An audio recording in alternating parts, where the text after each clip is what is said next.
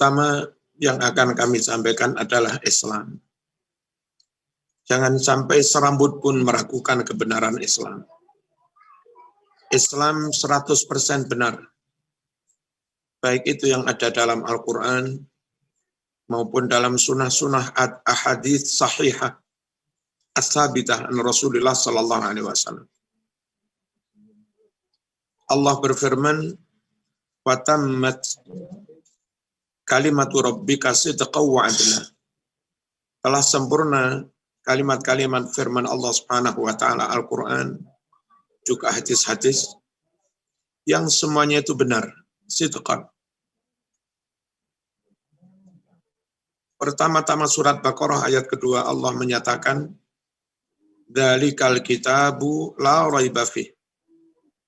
Kitab Al-Quran ini 100% mantap, 100% akurat, 100% valid, 100% meyakinkan, sedikit pun nggak ada keraguan di dalamnya. Allah juga berfirman, "Al-haqqu min rabbika fala takunanna minal mumtarin." Yang benar adalah agama yang datang dari Allah Subhanahu wa taala, dan Islam, karenanya jangan sekali-kali kamu ragu. Kaum muslimin rahimakumullah, ada sekian banyak argumentasi dan bukti tentang kebenaran Islam, bukan hanya klaim belaka, apalagi membual. Memang benar.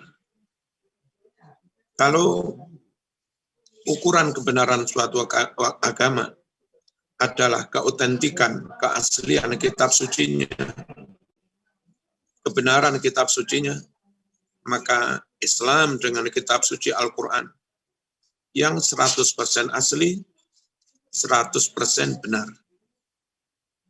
Kita tahu kitab suci Al-Quran begitu turun setelah dihafal oleh Rasulullah SAW, juga diajarkan kepada para sahabat, langsung dicatat, ditulis oleh para kutabul wahyi. Ditulis oleh para sahabat yang ditugaskan untuk mencatat, menulis wahyu. Zaid bin Thabit dan yang lain-lain. Lalu ketika Rasulullah SAW wafat, ada sekitar 600 sahabat yang hafal Quran. Sekali lagi, ada sekitar 600 sahabat yang hafal Quran. Lalu di zaman khilafah Abu Bakar, Sayyidina Umar bin Khattab mengusulkan supaya melakukan tadwin, mencatat, membukukan Al-Quran. Al-Quran yang ditulis mungkin 1 surat, 2 surat, dikumpulkan, diurut sesuai dengan yang dibaca oleh Rasulullah SAW dalam berbagai acara mudarasah, mu'araduh, hataman. Dan alhamdulillah di zaman kekhilafan Abu Bakar ini, Al-Quran berhasil dijam'u, ditadwin, dibukukan, urut mulai Fatihah sampai surat An-Nas. Saat itu, siapapun tidak meragukan Al-Quran, karena Al-Quran yang ditulis ini sesuai dengan hafalan ratusan sahabat. Kemudian ganti zaman Umar bin Khattab, lalu ganti zaman Sayyidina Utsman. Di zaman Sayyidina Utsman ini mushaf yang hanya satu-satunya, itu lalu disalin, diperbanyak menjadi 6. Dan untuk membuktikan bahwa salinan itu sama dengan aslinya, diteliti berkali-kali, lalu setelah diteliti dengan seksama, sesuai dengan aslinya, maka distempel, ditok oleh Sayyidina Utsman. Sehingga 6 mushaf itu terkenal dengan sebutan mushaf Utsmani. Dan itu otentik, akurat. Sama dengan aslinya dan sama dengan hafalan dari ratusan para sahabat. Lalu disebar, dikirim ke berbagai kota, di Madinah sendiri tentu, di Mekah, lalu di Syam, lalu di Basrah, di Kufah. Dan sampai sekarang beberapa naskah itu masih ada utuh, ditulis di kulit-kulit, tanpa harokat, tanpa titik. Itulah Al-Quran. Beda banget dengan kitab suci di luar Al-Quran, di luar Quran. Mana ada pemeluk-pemeluk agama di luar Islam yang hafal kitab sucinya. Kami sering didatangi tamu dari tokoh-tokoh agama di luar Islam. Sambil gurau saya tanya pada mereka tokoh-tokoh agamanya itu, sampean hafal kitab suci zaman? Enggak hafal. Nah, kalau umatnya sama sekali enggak ada yang hafal kitab sucinya,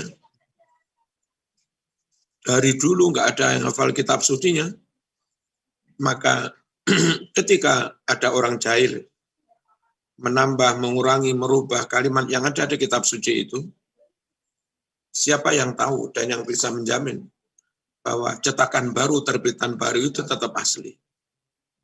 Beda banget dengan Islam, karena sekarang juga ada ribuan orang hafid Quran. Misalnya ada penerbit nakal, menerbitkan Al-Quran dengan dirubah-rubah, ditambah atau dikurangi. Ditambah atau dikurangi.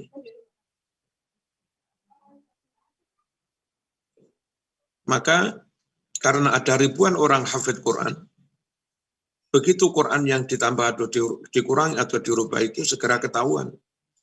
Karena nggak sama dengan hafalan ribuan orang ini. Tidak demikian halnya dengan kitab suci di luar Islam. Lantaran nggak ada yang hafal, hatta tokoh agamanya nggak hafal. Maka andai kitab suci mereka dirubah atau ditambah, nggak ketahuan, nggak ada yang hafal. Ini cara Allah menjaga Al-Quran. Inna nahnu nazzalna dzikra wa inna lahu lahafidhun. Lalu kalau Al-Quran turun langsung ditulis. Rasulullah SAW wafat dibukukan. Ketika umat sudah menyebar, segera disalin, diperbanyak, dan disebar ke berbagai kota itu. Tidak demikian halnya dengan kitab suci yang lain. Ada kitab suci yang diwariskan dari lisan ke telinga, dari mulut ke mulut, sampai dalam hitungan puluhan tahun. Baru dalam satu sidang tertentu di agama itu, terus mereka mensepakati untuk menulis kitab sucinya. Itu berjarak sekitar 300 tahun. Enggak ada yang hafal, lalu dalam waktu sekian panjangnya hanya diajarkan dari mulut ke mulut, dari lisan ke lisan, tidak ditulis. Siapa yang bisa meyakini keasliannya? Terlebih di agama itu, ada tokoh-tokoh agama yang oleh mereka sendiri diberi kewenangan untuk memeriksa kembali kitab sucinya. Kalau sekiranya dianggap tidak akurat, tidak sesuai dengan zaman atau apa, maka tokoh-tokoh agama tertentu ini diberi kewenangan untuk meralat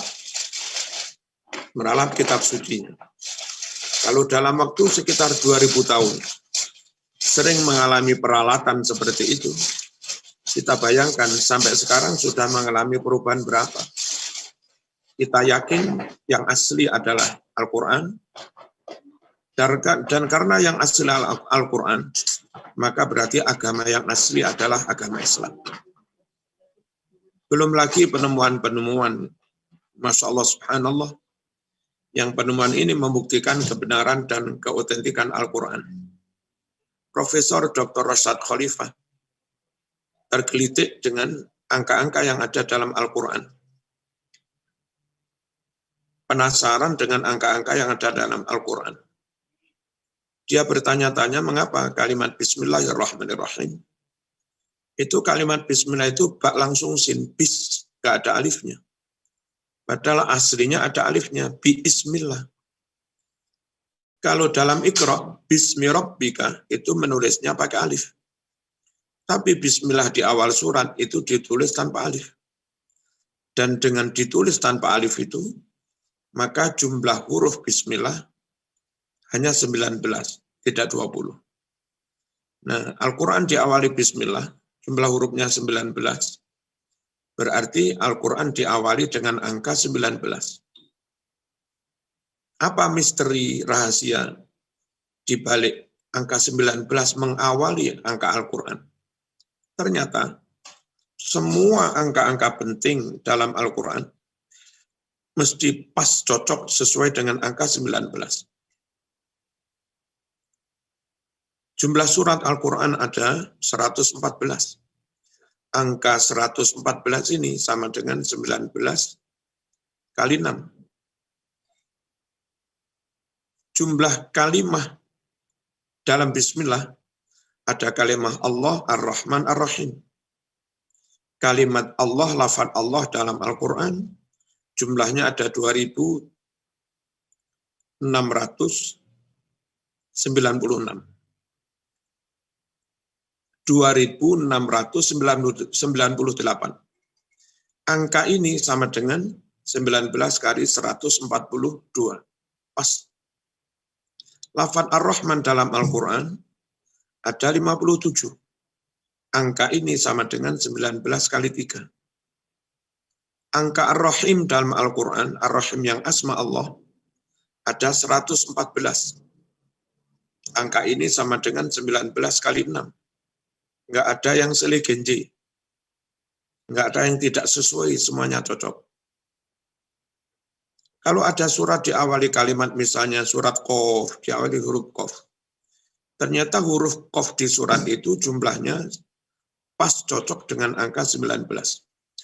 Huruf Qaf di surat Qaf jumlahnya ada 57. Sama dengan 19 kali 3. Surat diawali Yasin, surat Yasin. Jumlah huruf ya dan sin ada 133. Sama dengan 19 kali 7. Surat Thaha diawali huruf ta dan ha. Berapa jumlah huruf ta ha? Ada 171. Sama dengan 19 kali 9 dan seterusnya.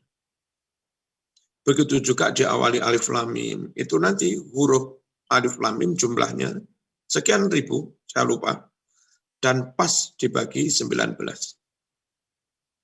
Enggak ada yang meragukan dalam Al-Quran, enggak ada yang meragukan di dalam Islam. Dzalikal kitabu la raiba fihi hudal lil muttaqin. Kaum muslimin warga NU di PCI Malaysia yang sangat kami hormati, ini kebenaran Islam. Belum lagi tentang isinya. Quran mengatakan yang tahu rahasia janin, apakah si janin itu nanti jadi laki-laki apa perempuan, yang tahu hanya Allah, selain Allah nggak tahu. Wa ya'lamu ma fil arham. Allah yang tahu rahasia yang ada di dalam rahim-rahim para perempuan itu, laki apa perempuan. Kita tahu janin itu tercipta dari zigot.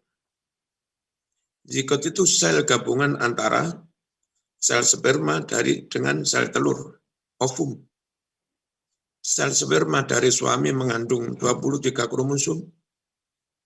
Sel ovum, sel telur istri mengandung 23 kromosom. Ketika suami istri berhubungan lalu positif dua sel itu ketemu, maka dua sel itu gabung menjadi satu namanya zigot atau alaqah. Kromosomnya 23 ditambah 23, 46 kromosom. Apa kromosom? Kromosom itu calon organ tubuh, calon tangan, calon kaki, dan seterusnya. Dan menurut ilmuwan, tidak ada kromosom calon jenis kelamin. Nah, karena tidak ada kromosom calon jenis kelamin itulah, maka yang tahu rahasia janin nanti laki-laki apa perempuan, yang tahu hanya Allah Subhanahu wa Ta'ala. Ahli kandungan, ahli genetik kayak apapun, kalau ditanya, ini janin ini laki-laki apa perempuan? Itu setelah diteliti dengan seksama, maksimal mereka hanya bisa menduga. Yang diduga laki-laki dengan tanda-tanda tertentu, indikasi tertentu, mereka tandai dengan RH+. Yang diduga perempuan mereka tandai dengan tanda RH-. Tapi apa nanti benar-benar lahir perempuan apa laki-laki mereka nggak tahu. Yang tahu hanya Allah. Dalam hadis Bukhari diceritakan kalau janin itu umur 4 bulan, maka Allah mengutus malaikat meniup nyawa. Lalu disuruh mencatat umurnya. pekerjaannya, dia syakiyun asaidun, bahagia atau tidak, dan segala macamnya. Lalu malaikat bertanya, adzakarun am unsa?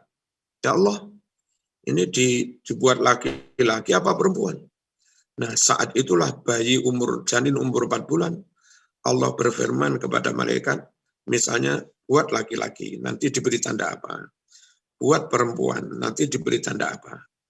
Dari umur 4 bulan ditentukan laki-laki atau perempuan oleh Allah itulah. Tunggu sekitar 2 bulan atau 2 bulan setengah, ketika janin umur 6 bulan setengah atau 7 bulan, bawa ke dokter di USG, barulah dokter tahu si janin itu laki-laki apa perempuan. Ini rahasia Allah Subhanahu wa taala. Dalam Al-Qur'an sudah dari dulu dikatakan, wa ya'lamu ma fil arham. Tentang hal tentang tawon. Ketika ahli anatomi binatang baru tahu bahwa tawon itu ada tawon yaksub, tawon ratu, ada tawon dukur, ada tawon-tawon lebah yang jantan, ada tawon yang inas, tawon betina. Dalam satu rumah tawon, itu ada yaksub, ada ratu, ada tawon jantan, ada tawon betina. Dan para ilmuwan juga ahli anatomi, baru kira-kira tahun 70-an, 80-an mereka tahu bahwa yang kerja ke sana kemari, cari madu, cari sari-sarinya bunga, membuat rumah, itu hanya tawon betina. Tawon jantan itu tugasnya menjaga ratu. Ratu tugasnya memerintah, mengatur, itu aja. Yang kerja hanya tawon betina. Nah, para ilmuwan tahu begitu paling hanya sekitar 50-an tahun yang lalu. Al-Quran dari dulu sudah mengatakan yang kerja tawon betina. Tawon jantan nggak ikut kerja. Dari mana kita tahu? Karena fi'il amarnya pakai mu'annas, pakai ya mu'annas mukhatabah. Allah berfirman, wa auha rabbuka ilan nahli anittakhidhi minal jibali buyutan wa minas syajari wa mimma ya'rishun. Allah perintahkan pada tawon betina, ittakhidhi minal jibal buyutan. Hai tawon betina, bikin rumah-rumah di gunung-gunung, di hutan-hutan, juga di rumah-rumah yang dibuat manusia itu. Itu fiilnya ittakhidhi, berarti betina, bukan ittakhidh. Terus wasluki subula rabbiki dzulan, summa kuli min kulli stamarot, wasluki subula rabbiki dzulan. Makanlah wahai tawon, pakai kalimat kuli, bukan kul. Summa kuli min kulli stamarot, wasluki, dan lewatilah, bukan usluki. Jadi Allah memerintah tawon betina, bukan tawon jantan. Dan ternyata belakangan para ilmuwan ahli anatomi binatang tahu memang yang kerja hanya tawon betina. Shadaqallahul adzim. Ketika orang-orang barat dulu di zaman Isaac Newton berkesimpulan bahwa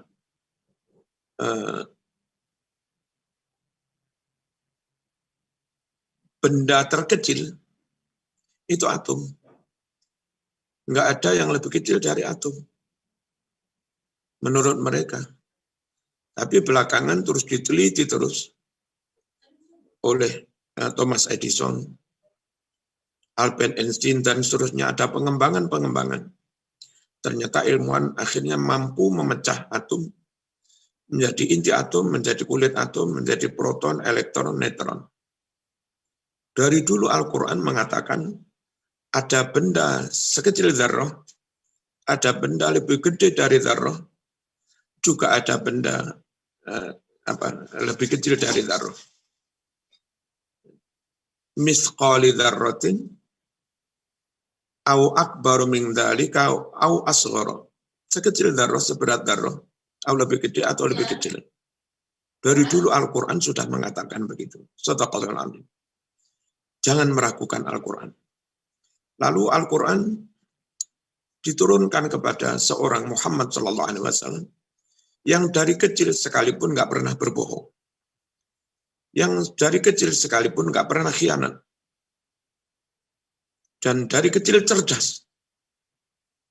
Kalau Al-Quran diterima oleh orang yang sekalipun nggak pernah bohong, sekalipun nggak pernah khianat, super cerdas, lagi pula dia tabligh dengan fasih bisa menyampaikan lafaz-lafaz Al-Quran kepada orang lain, maka sempurna sudah. Andai Quran itu disampaikan oleh orang yang kurang jujur, maka kita boleh ragu tentang kebenarannya. Tapi Muhammad full shadiq. Andai Quran disampaikan oleh orang yang kadang khianat, kita juga ragu dengan komitmennya tentang kebenaran. Andai Quran disampaikan oleh orang yang kurang fatonah, pelupa, gampang salah paham, kita juga ragu tentang akurasinya. Andai Quran disampaikan oleh orang yang kurang fasih, mengutarakan, menyampaikan kadang-kadang terbolak-balik, nggak sistematis, kita juga boleh meragukan akurasinya. Namun tidak demikian, Al-Quran diterimakan Allah kepada seorang Muhammad SAW. Lalu Muhammad menyampaikan kepada umat, ditulis, dihafal para sahabat. Yang mana Muhammad itu menjamin akurasi Al-Quran 100%. Dia 100% jujur, dia 100% amanah, dia 100% fatonah, dan dia 100% tabligh, menyampaikan dengan jelas. Khalaqal insan 'allamahul bayan.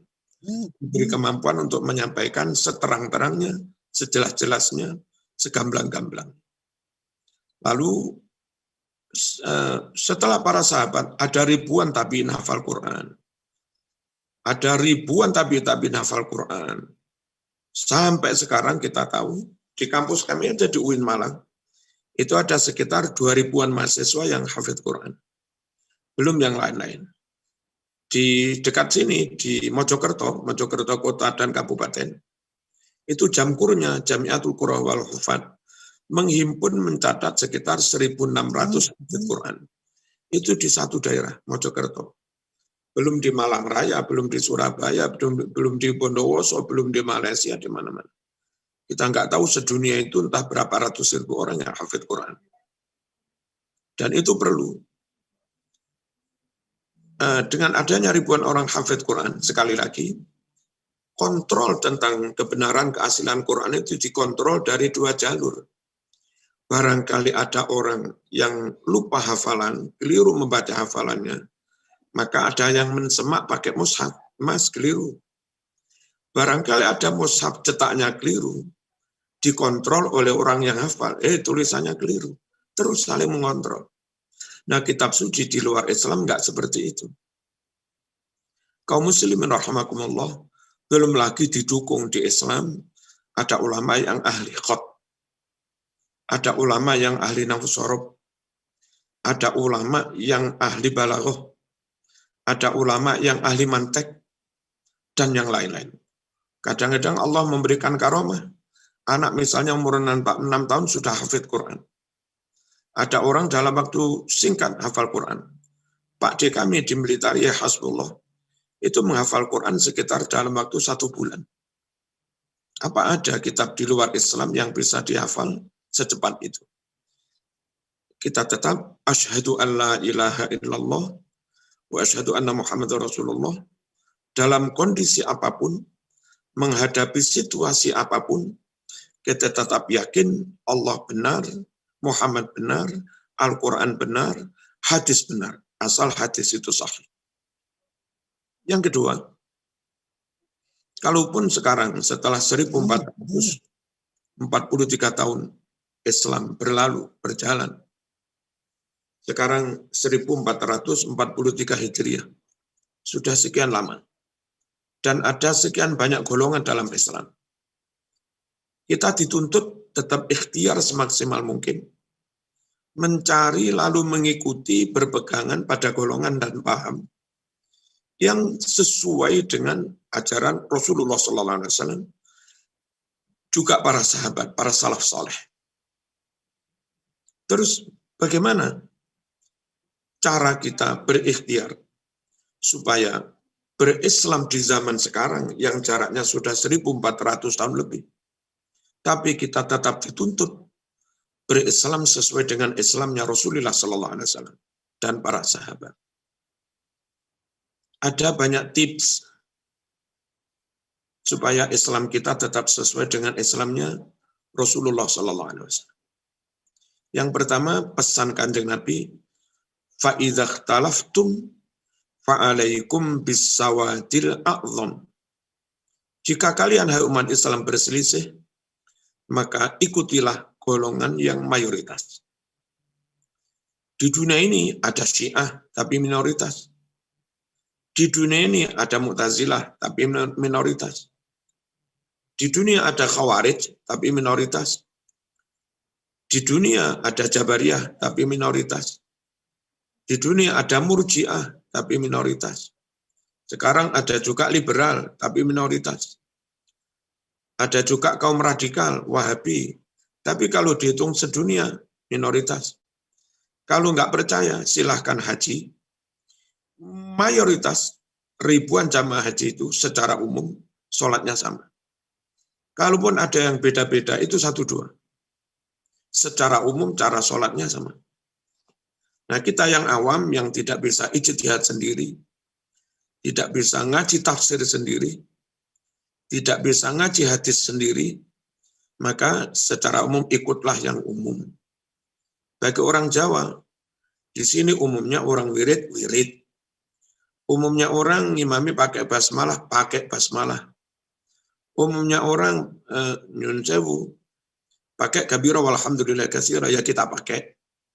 Umumnya orang mendoakan orang mati, ziarah kubur, salam kepada ahli kubur, ya kita melakukan itu.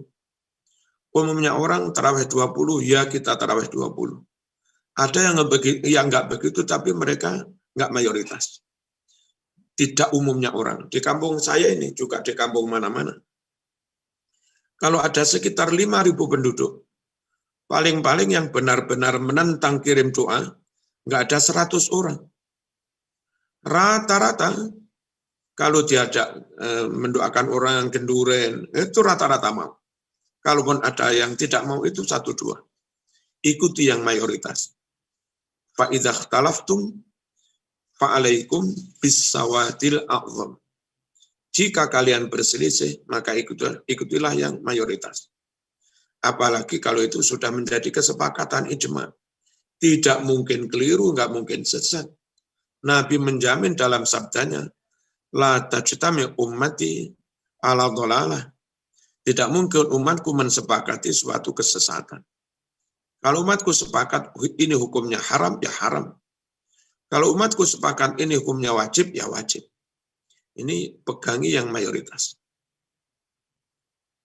Wa may yushaqiqillah wa rasulahu wa yata'adda hududahu, dan seterusnya. Barang siapa menyalahi Allah, menyalahi Rasulnya, melampaui batas ketentuan hukumnya. Wa yattabi' ghaira sabilil mu'minin, lalu jangan ikuti jalan selain jalannya orang mukmin. Jadi mayoritas ke utara, dia sendiri ke selatan. Ini namanya yattabi' ghaira sabilil mu'minin. Nuwallihi ma tawalla wa nuslihi jahannam. Orang itu mau diancam dimasukkan neraka. Kaum muslimin warga NU di PCI Malaysia yang sangat kami hormati. Tips yang kedua, ikuti ulama-ulama ahlus sunnah wal jamaah. Jangan ikut yang lain. Golongan-golongan di luar ahlus sunnah wal jamaah, 1 atau 2 poin, mereka mesti punya ajaran baru yang tidak diajarkan Rasulullah SAW. Mu'tazilah punya ajaran manzilatun bainal manzilataini. Meyakini ada tempat bukan surga, bukan neraka, tapi antara surga dan neraka. Nabi nggak pernah menyatakan ini, nggak pernah mengajarkan kayak begini. Mereka mengatakan sahibul kabair masuk neraka selamanya. Sementara Nabi mengatakan man qala la ilaha illallah dakhala jannah. Man kana akhiru kalamihi la ilaha illallah dakhala jannah. Quran mengatakan kebaikan sekecil apapun sedebu tetap ada pahalanya, ada balasannya. Faman ya'mal misqala dzarratin khairan yarah wa man ya'mal misqala dzarratin syarran yarah. Sementara Mu'tazilah mengatakan orang meskipun rajin sholat, haji berkali-kali, puasa, tahajud, kalau dia berani melakukan dosa besar, masuk neraka selama-lamanya. Seakan sholatnya, tahajudnya nggak ada gunanya. Padahal Quran mengatakan famay ya'mal misqala dzarratin khairan yarah. Jangan ikut golongan di luar Ahlus Sunnah wal Jamaah. Syiah jangan diikuti. Syiah kita tahu saben hari sholatnya jamak terus 3 kali. Apa pernah dari Nabi hari-hari jamak terus? Enggak. Syiah pakai mut'ah. Syiah nyun sewu. Mereka istihza, taubih, tahkir, sabbu. Mereka mengolok-olok, memaki-maki para sahabat. Memaki-maki Abu Bakar, Umar, Utsman, sahabat Ansor, sahabat Muhajirin. Padahal dalam hadis Sahih Muslim, Rasulullah SAW menyatakan, Hubbul Ansar min alamatil iman. Wa bughdul Ansar min alamatin nifaq. Mencintai sahabat Ansor itu tanda orang itu iman. Membenci sahabat Ansor tanda kalau orang itu munafik. Jangan ikut golongan di luar Ahlus Sunnah wal Jamaah. Di samping itu, golongan di luar Ahlus Sunnah wal Jamaah tidak utuh menerima ajaran Islam. Tidak utuh menerima ajaran Rasulullah SAW. Bagaimana bisa utuh? Kalau mereka Syiah misalnya, karena mereka membenci para sahabat, menolak sahabat, otomatis hadis Sahih Bukhari Muslim sekalipun, kalau itu riwayat sahabat oleh Syiah ditolak. Tinggal menghitung, ada berapa ratus hadis Bukhari Muslim yang riwayat sahabat. Padahal itu sahih. Kalau itu ditolak, ya sekian persen itu ajaran Nabi yang mereka tolak. Syiah tidak utuh mewarisi ajaran Rasulullah SAW. Khawarij menerima sahabat tapi memusuhi, membenci Ahlul Bait. Mereka membunuh Sayyidina Ali. Mereka memusuhi Sayyidina Hasan. Memusuhi Sayyidina Husain dan seterusnya. Dengan membenci Ahlul Bait, maka hadis Sahih Bukhari Muslim sekalipun, meskipun sahih, kalau itu riwayat Ahlul Bait ditolak oleh golongan Khawarij. Khawarij juga tidak utuh menerima ajaran Rasulullah SAW. Golongan Mu'tazilah terlalu mendewa-dewakan akal. Hadis meskipun Sahih Bukhari, Sahih Muslim, kalau dianggap nggak masuk akal ditolak. Hadis yang menyatakan kelak mendekati kiamat, matahari terbit dari barat, terbenam di timur. Itu hadis Sahih Bukhari Muslim, tapi ditolak oleh golongan Mu'tazilah karena dianggap tidak masuk akal. Jangan Wahabi atau yang semacamnya, entah dengan alasan apa, nafsu atau apa, kami nggak tahu, menolak sekian banyak dalil. Kita tahu zikir jahar wirid tanpa batas salat itu hadis Bukhari. Kalau di Fathul Bari juz 2 halaman 324 itu mereka ingkari. Rata-rata enggak mau basmalah atau mau tapi lirik. Padahal bismillah jahar, Nabi membaca bismillah jahar. Itu hadis Bukhari 3451. Kunut subuh itu Bukhari nomor 1001. Bacaan kabira walhamdulillah katsira, iftitah, itu Sahih Muslim 630. Haul, Nabi menghauli Siti Khadijah, itu hadis Sahih Bukhari Muslim. Kalau di Sahih Muslim juz 2 halaman 370. Nabi menyembelih kambing ketika bertepatan hari wafatnya Siti Khadijah. Dibagi-bagi ke tetangga, ke teman-teman yang masih hidup. Sambil menceritakan riwayatnya Khadijah. Itu haul.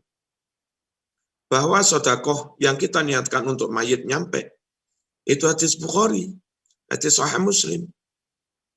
Hadis Bukhari nomor 2563. Dan yang lain-lain. Bahwa boleh masak, memberi makan di rumah duka, selamatan. Setelah mayit dikubur, itu hadis Bukhari. 5417. Tapi golongan teman-teman Salafi menolak itu semua. Dan yang lain-lain. Bahayanya kalau kita ikut golongan di luar Ahlus Sunnah wal Jamaah. Kalau yang kita ikuti Syiah, kita kehilangan ajaran Nabi, riwayat sahabat. Kalau yang kita ikuti itu Khawarij, kita kehilangan ajaran Nabi yang riwayat Ahlul Bait. Kalau kita ikut Mu'tazilah, kehilangan hadis Nabi yang dianggap nggak rasional. Kalau ikut Wahabi, yaitu tadi. Hadis itu nyata-nyata ada, lalu oleh mereka dianggap tidak ada. Kaum muslimin rahimakumullah. Kemudian di samping ikut Ahlus Sunnah itu kayak begitu itu, Islamnya utuh. Nggak ada satu hadis pun yang dikurang-kurangi, ditambah-tambah. Ulama-ulama Ahlus Sunnah wal Jamaah itu masih memelihara silsilah ilmu atau sanad. Saya misalnya, saya belajar dari bapak saya, emak saya, dari Kiai Mas Duki Mahfud, dari Kiai Hasbullah, dari Kiai Ridwan. Lalu Kiai Hasbullah dulu belajar dari Kiai Hamid Pasuruan. Dan kita tahu Kiai Hamid dulu dari Lasem. Lasem nanti ke atas Kiai Bedowi, itu Lasem itu keturunan Mbah Sambu, yang makamnya di belakang Masjid Jamek Lasem itu. Mbah Sambu keturunan Sultan Benowo, keturunan Sultan Hadi Wijoyo atau Joko Tingkir, keturunan Sunan Giri dan yang lain-lain. Kiai Mas Duki Mahfud, guru kami, dulu alumni Kerapia, ngaji ke Yale Maksum. Yale Maksum, mantunya Mbah Munawir Kerapia, juga muridnya. Munawir muridnya Syekh Mahfud Atur Musi. Lalu ke atasnya Syed Ahmad Zaini Dahlan, Syekh Abu Bakar Sato, pengarang kitab I'anatul Talibin itu. Kemudian, kalau dari urutan kami sendiri, kakek kami yang ke-6 itu dari Kesultanan Banten, dan seterusnya. Begitu juga Lirboyo, Peloso. Semuanya punya sanad ilmu. Dan kalau model kita NU Ahlus Sunnah wal Jamaah, ngaji itu pakai kitab. Barangkali kitab kita keliru, barangkali tulisannya keliru, cetakannya keliru. Lantaran kita langsung ngaji ke depan kiai. Kiai yang punya kitab lawas itulah yang pernah dia ngajikan kepada gurunya, nanti bisa mentaswif kitab kita yang barangkali cetaknya keliru. Nah, kalau di luar NU, di luar Ahlus Sunnah wal Jamaah, kita tahu mereka sering ngaji mandiri dari Google, membaca terjemah dan seterusnya. Siapa yang menjamin terjemahan itu benar? Siapa yang menjamin hadis di Google itu nggak ditambah, nggak dikurangi? Kalau nggak berguru, apa mereka tahu bahwa itu asli? Nah, kalau kita barangkali kitab kita keliru, karena kita ngaji pada kiai ada sanad, maka kesempatan kiai itu meluruskan, membenarkan tulisan yang keliru itu tadi. Di samping ada sanad, masih ada lagi kelebihan untuk menjamin akurasi ngaji ala Ahlus Sunnah wal Jamaah. Apa itu? Ulama-ulama kita itu rata-rata di samping pernah berguru untuk menjamin kesinambungan ilmu sampai Rasulullah SAW. Mereka juga melengkapi diri dengan ilmu alat. Yang itu sangat mereka perlukan untuk bisa memahami Quran, Sunnah secara benar. Mereka sudah paham betul yang namanya nahwu sorof. Mulai dari Imriti, Tuhfah, lalu Mutammimah, lalu Kawakibud Durriyah, lalu Alfiyah, lalu Awsatul Masalik, Ibnu Aqil, Mughnil Labib, dan yang lain-lain, Ibnu Hisham, Jami'ud Durus, maupun yang lain-lain. Melengkapi diri dengan balaghah. Mereka tahu ini majaz isti'arah, ini majaz mursal, ini majaz lafzi, ini majaz akli, ini majaz nisbat, ini majaz jumlah. Mereka tahu. Ini isti'arah tasrihiyah, makniyah, ini isti'arah tabaiyah, asliyah, mereka tahu. Ini isti'arah, ini murassahah, mujarradah, mutlaqah, mereka tahu. Ini iradat, ini zikrul kul wa iradatil juz, zikrul juz wa iradatil kul. Ini am yabqa ala umumi, ini am yuradu bil khusus, ini am maksus. Mereka tahu mubham mubayyan, mutlak muqayyad, dan seterusnya. Mereka juga sudah melengkapi diri dengan ilmu mantek supaya enggak salah memahami. Nah, berahlus sunnah wal jamaah ber-NU itu ikut ulama-ulama yang punya silsilah ilmu nyambung sampai Rasulullah SAW. Ikut ulama-ulama yang punya kitab lawas, yang kita lawas itu pernah dipakai ngaji dengan gurunya. Untuk antisipasi barangkali ada cetakan baru yang keliru. Ikut NU, ikut Ahlus Sunnah wal Jamaah, itu ngaji kepada ulama yang tabakhur, ta'ammuk, mendalam menguasai ilmu alatnya. Untuk ikhtiar menjaga supaya tidak salah paham. Contoh kecil, dengan ilmu nahwu akhirnya bisa memahami secara benar. Wal mutallaqat yatarabbasna bi anfusihinna salasata quru. Wanita-wanita yang dicerai suaminya ketika haidnya masih normal, itu iddahnya salasata quru. Kiai-kiai kita NU memaknainya mesti 3 kali suci, bukan 3 kali haid. Meskipun menurut kamus, quru itu bisa diartikan haid, bisa diartikan suci. Tapi kiai kita memilih makna 3 kali suci. Mengapa? Quru yang dipilih itu suci. Karena kalau quru dimaknai suci berarti tuhrin. Kalau tuhrin berarti muzakkar. Dan ini harus muzakkar. Harus quru yang muzakkar sebab ada salah satu pakai tak marbutoh. Tidak bisa quru di sini dimaknai haidotin, haid. Karena kalau dimaknai haidotin 3 kali haid, jadinya mu'annas. Nah ini quru ini dimu'annaskan nggak bisa. Lantaran salah satu pakai tak marbutoh. Kecuali kalau kalimatnya salah quru. Salah quru. Nah itu monggo quru dianggap mu'annas. Berarti haidotin. Ini soal kaidah nahwu. Begitu juga misalnya hadis Bukhari, la tusaddur rihal ila salasati masajid. Masjidil Haram wa masjidil hadza wal masjidil Aqsa. Dilarang pergi jauh ratusan kilo, ribuan kilo kecuali menuju Masjidil Haram, Masjid Nabawi, Masjidil Aqsa. Beberapa ustadz salafi menjadikan hadis ini sebagai dalih, bukan dalil, dalih. Katanya dilarang ziarah Wali Songo. Haram ziarah Wali Songo. Kenapa? Alasannya dilarang oleh Nabi pergi jauh-jauh, kecuali menuju 3 masjid tadi. Jadi pergi jauh untuk Wali Songo itu berarti melanggar larangan Nabi ini. Nah orang ini nggak ngerti konteks. Bahwa Nabi itu menyebut tentang konteks masjid. Jangan dilebar-lebarkan, dibawa-bawa ke masalah yang lain-lain. Maksudnya hadis itu, kalian jangan pergi ke masjid manapun, kecuali 3 masjid. Kenapa? Karena masjid manapun itu nilainya sama. Saya di sini mau jamaah di masjid pondok ini, dapat pahala 27.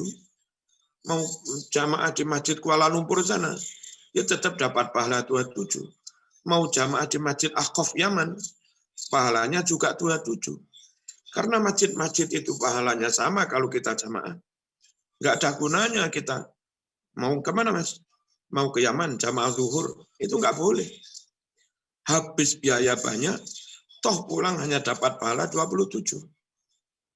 Mau kemana mas? Mau ke Mesir, jamaah subuh. Nggak boleh. Buang-buang uang banyak, pulang dapat pahala 27. Kalau tujuanmu ke masjid untuk jamaah, cukup masjid di dekat rumahmu, toh pahalanya 27. Kecuali Masjidil Haram, nggak apa-apa. Jauh-jauh sama nggak rugi. Pulang dapat kelipatan pahala 100.000 kali. Masjid Nabawi, nggak apa-apa. Jangan repot-repot ke Masjid Nabawi.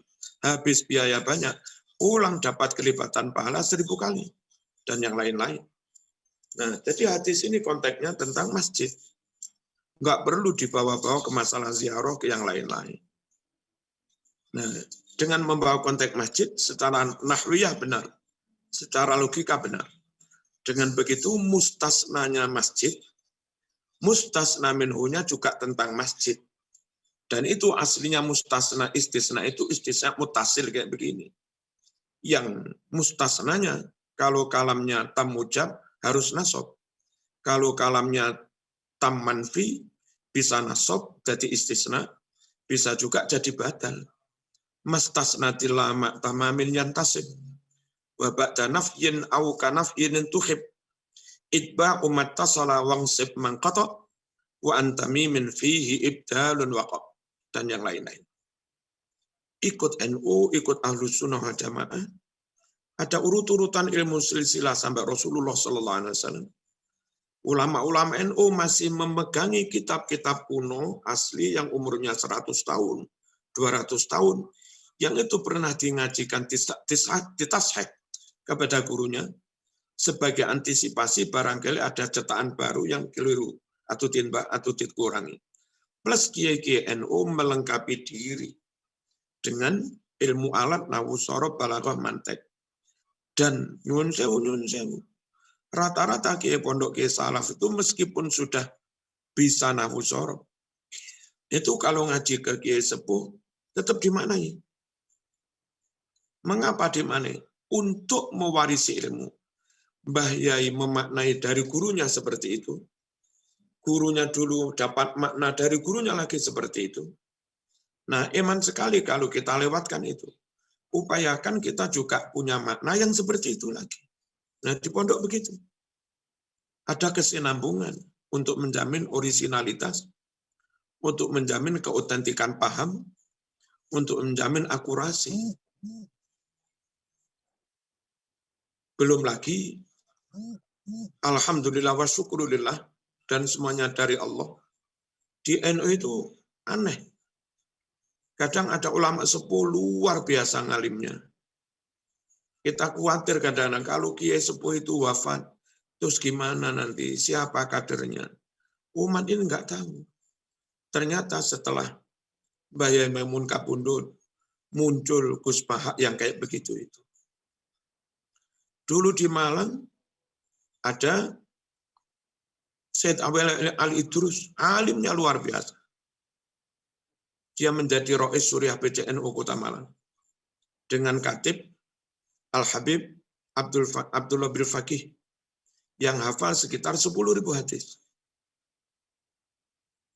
Kita juga khawatir kalau sampai beliau kapundhut gimana? Itu gimana?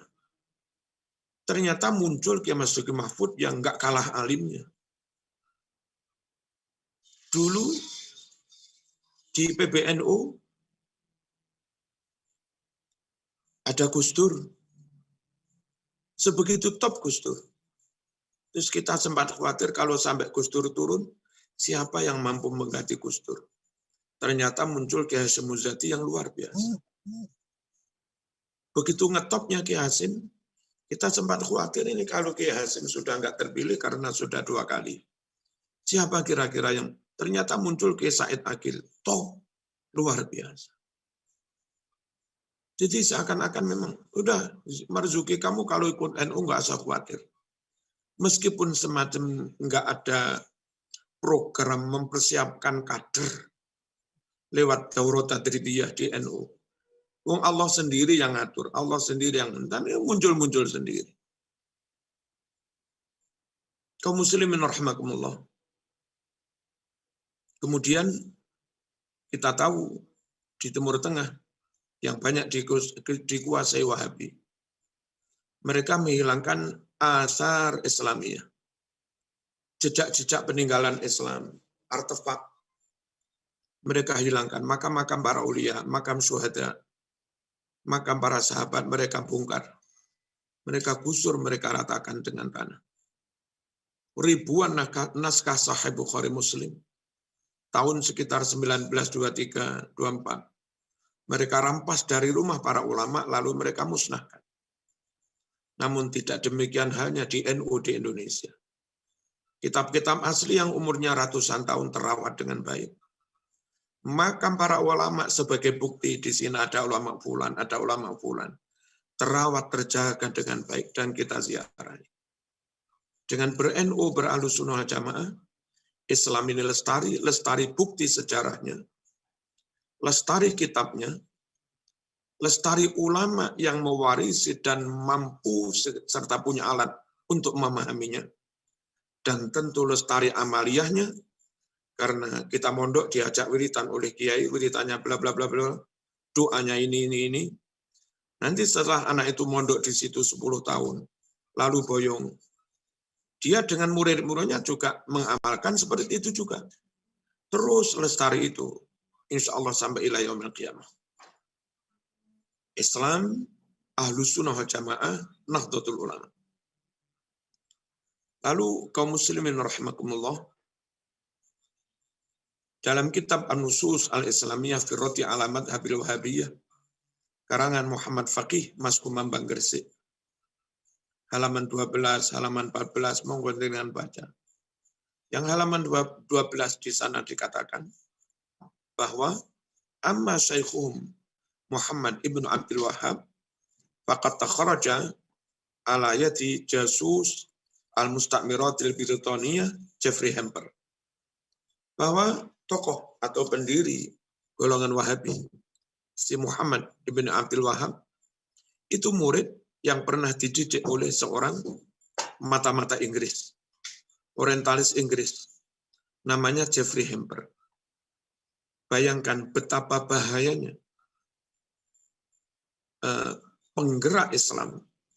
Namun di benaknya itu sudah disuntik, diinstal, atau mungkin diracuni oleh pikiran-pikiran seorang orientalis, seorang mata-mata Inggris, yang Quran saja mengenas, walan tardu ankal yahudu walan nasara hatta tattabi'a millatahum.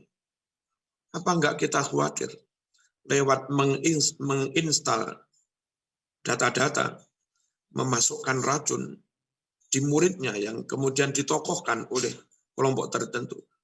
Apa enggak kita khawatir racun itu akan digunakan untuk merusak Islam?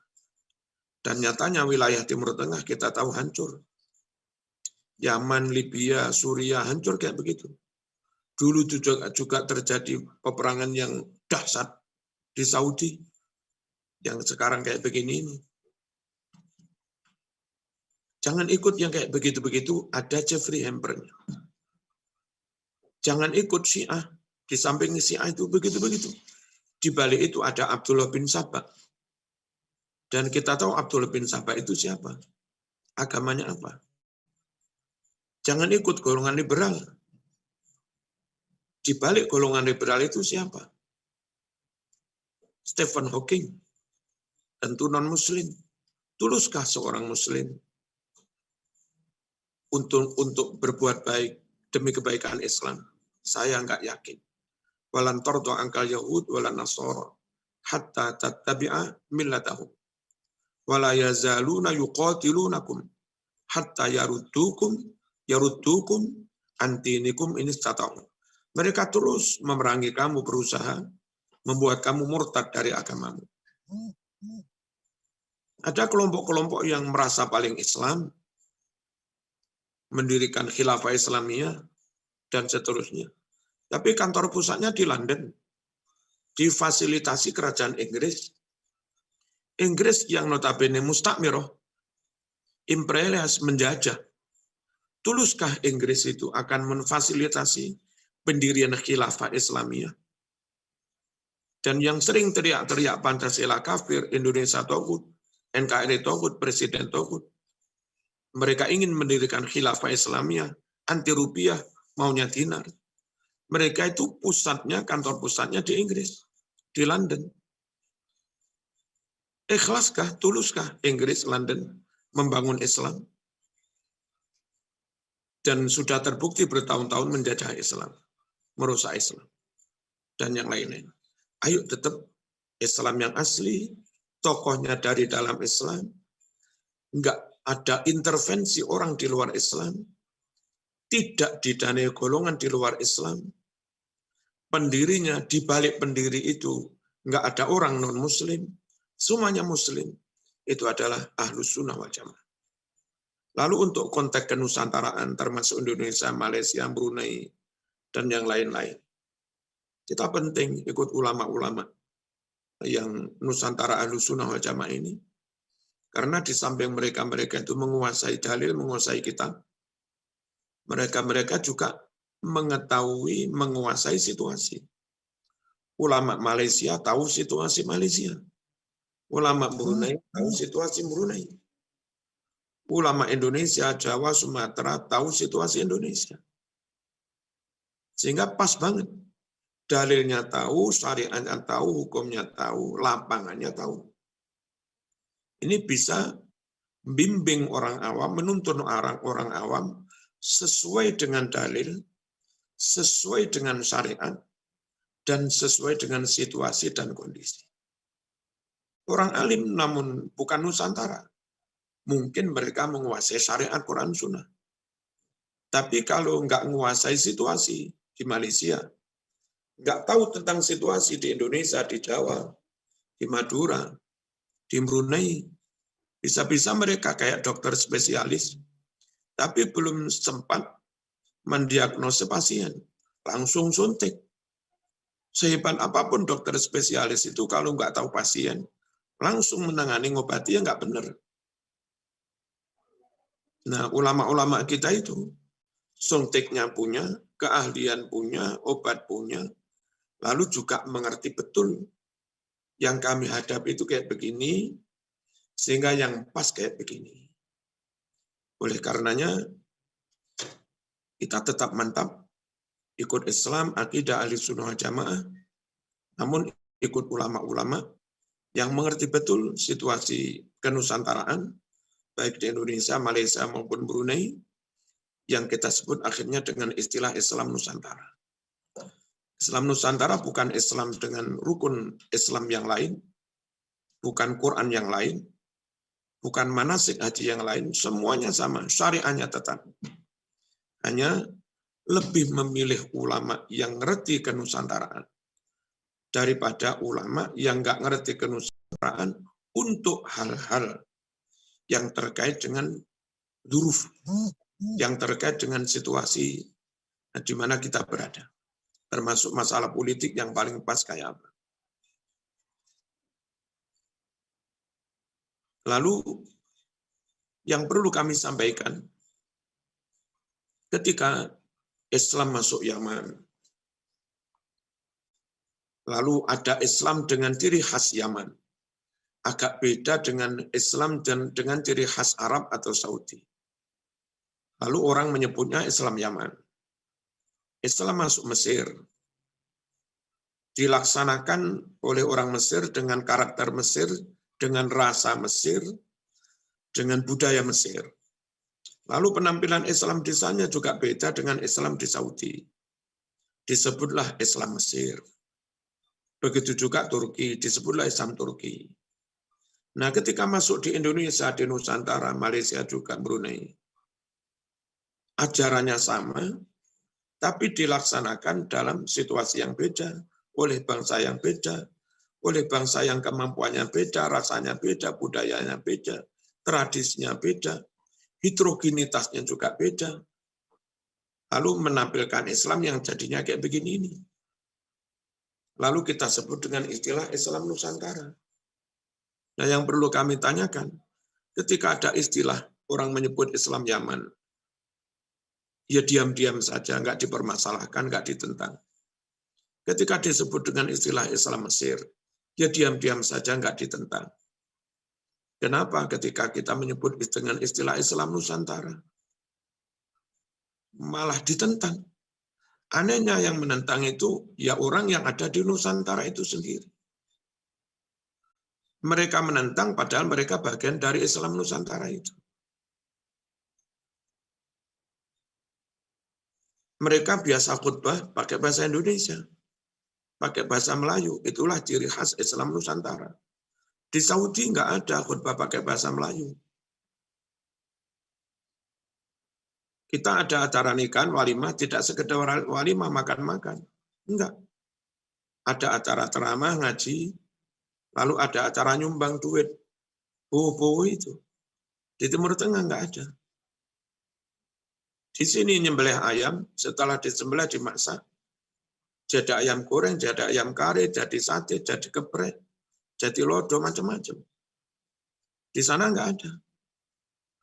Di sana tarawih bisa 4 jam, 5 jam. Di Nusantara ini tarawih setengah jam, paling 40 menit. Enggak ada tarawih lama-lama. Menyesuaikan situasi sini. Itu ciri khas Islam sini. Dan yang lain-lain. Di sini ngaji pakai terjemah makna Jawa atau Indonesia atau Melayu. Di Arab ngaji langsung Arabnya.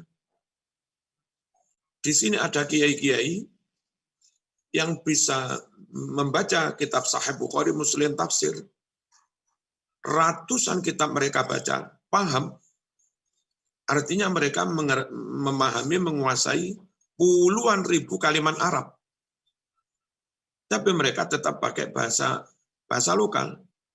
Bahasa Indonesia, bahasa Melayu, bahasa Jawa.